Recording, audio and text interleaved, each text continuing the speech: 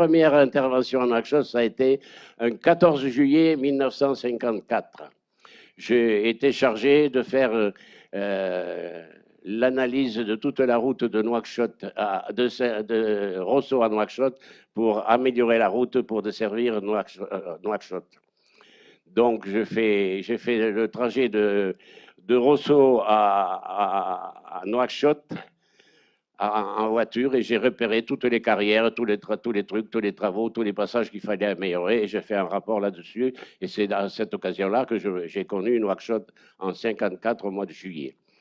Voilà. Alors, j'ai commencé à travailler sur Nouakchott parce que après avoir fini les études du chemin de fer, enfin, j'ai travaillé pendant 2 ans à Tarbes pour m'occuper du tracé de chemin de fer entre FDRIC et Port-Étienne à l'époque. Et puis, on a fait 6 tracés, on a étudié 6 tracés et on en a retenu un qui est celui qui passe par Choum et qui reste en territoire mauritanien parce qu'il fallait rester en territoire mauritanien pour ne pas gréver le projet.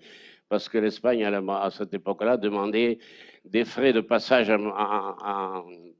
en territoire espagnol très élevé. Donc, pour ne pas grever le projet, on a été obligé de rester en Mauritanie et on a fait un tunnel, le tunnel de Choum, le fameux tunnel de Choum, courbe, qui entre en territoire mauritanien et ressort en territoire mauritanien pour éviter la frontière. Et on a étudié ce tracé de chemin de fer et on a lancé les travaux du chemin de fer en 62. 61, donc après 1961. La première pierre de Nouakchott de 5 mars 58, avec M. Gérard Jacquet, ministre de la France d'Outre-mer. On a commencé par construire la capitale. Alors, il a fallu, la première des choses, penser à l'alimentation en eau, parce que pour vivre à Nouakchott, il faut de l'eau, sinon on ne peut pas vivre. Hein. Donc, il y avait un gros problème d'eau à l'époque à Nouakchott. Il n'y avait pas d'adduction d'eau, il n'y avait rien. Il n'y avait que des eaux-glas à Beila et à la palmeraie de Beila et de Touila, qui donnaient pas beaucoup, une cinquantaine ou 100 litres par jour, ce n'était pas suffisant. Et alors, à cette époque-là, on avait construit 3 citernes de 800 mètres cubes chacune pour récolter l'eau de pluie. Sur le terrain d'aviation, on récoltait l'eau de pluie pendant l'hivernage quand il pleuvait.